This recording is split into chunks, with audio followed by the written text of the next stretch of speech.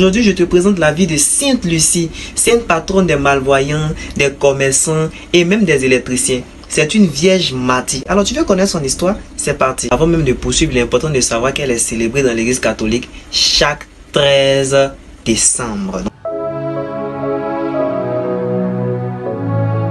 Sainte Lucie est née à la fin du 3e siècle à Syracuse dans une famille très riche. Elle est éduquée selon la religion chrétienne et manifeste dès son enfance le désir de consacrer sa virginité au Seigneur, mais elle garde le secret. Elle perd très tôt son père et est élevée avec amour par sa mère Étichia. Selon la coutume de l'époque et ignorant le désir de Sainte Lucie, sa mère la promet au mariage à un jeune homme de bonne famille mais qui n'est pas chrétien. Sainte Lucie ne dévoile toujours pas son intention d'offrir sa virginité au Seigneur et retarde le mariage en inventant des prétextes. Elle se confie totalement à Dieu par la prière et avait une grande dévotion pour Sainte Agathe, elle-même vierge et martyre de Sicile. En 301, un grand miracle va se produire dans la vie de Lucie et de sa mère. Alors tu veux savoir?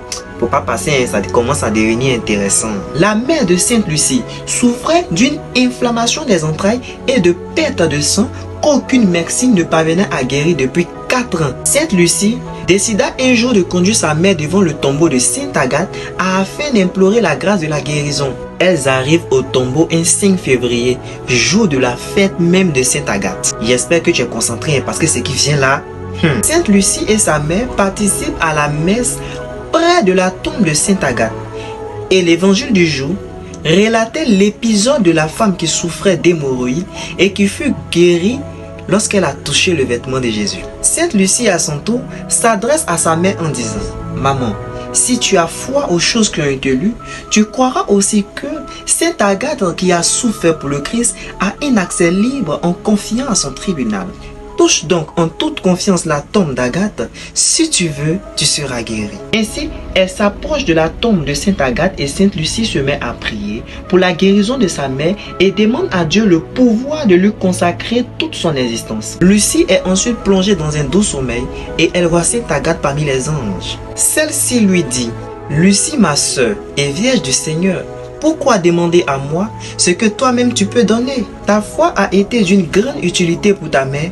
Elle est déjà guérie. Sainte Agathe poursuit en disant: Comme à cause de moi la cité de Catane est pleine de grâce, aussi à cause de toi la cité de Syracuse sera préservée, car notre Seigneur Jésus-Christ a apprécié que tu aies conservé intacte ta virginité. Revenue à elle, elle raconte tout cela à sa mère et lui demande de pouvoir préserver sa virginité, de renoncer à son mariage, de vendre sa dot et de l'offrir aux pauvres. Ainsi débute le calvaire et la souffrance de Sainte Lucie.